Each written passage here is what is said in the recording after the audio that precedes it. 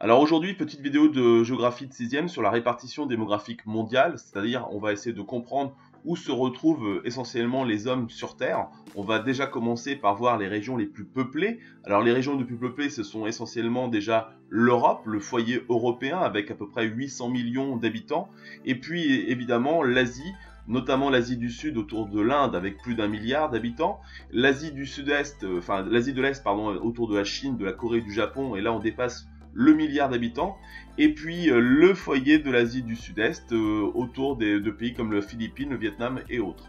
Donc c'est ce qu'on appelle les foyers de peuplement principaux. Mais à côté de cela, on va retrouver aussi la région du nord-est des États-Unis, à peu près 150 millions d'habitants, le sud-est brésilien autour des villes comme Rio de Janeiro et Sao Paulo, le golfe de Guinée, donc en Afrique, qui est une région assez peuplée, et enfin le foyer du Proche-Orient, donc entre l'Afrique et l'Asie, autour de pays comme l'Égypte ou l'Israël. C'est ce qu'on appelle des foyers de peuplement secondaires. Donc un foyer de peuplement, c'est une région du monde où la densité de population, nombre d'habitants au kilomètre carré, est relativement forte.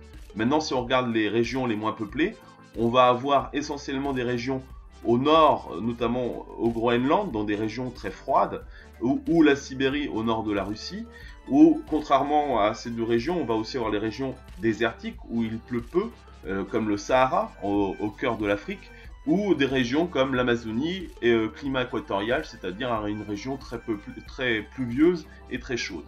Donc c'est ce qu'on appelle ici des déserts humains.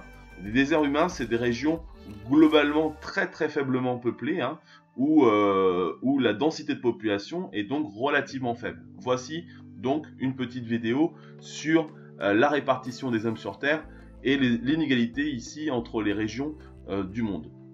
Tentons pour finir de voir un petit peu les facteurs explicatifs, les raisons de la répartition démographique un petit peu inégale sur Terre. Il y a évidemment les conditions naturelles comme le climat et le relief qui expliquent parfois que des hommes s'installent dans certaines régions et pas dans d'autres, mais la nature n'explique pas tout. Il y a aussi des facteurs humains, socio-économiques qui rentrent en jeu. Par exemple, les aménagements humains et les techniques que les populations amènent pour dépasser les contraintes naturelles expliquent que certaines régions du monde relativement assez hautes au niveau des reliefs ou assez contraignantes en termes de climat peuvent être aussi peuplées. Et puis il y a le rôle de l'histoire, hein, puisque par accumulation, il y a des régions qui ont été anciennement peuplées et qui le sont toujours. Ces civilisations qui se sont développées notamment grâce à des plantes qu'on a pu développer dans ces régions nourricières comme le blé, le riz ou le maïs.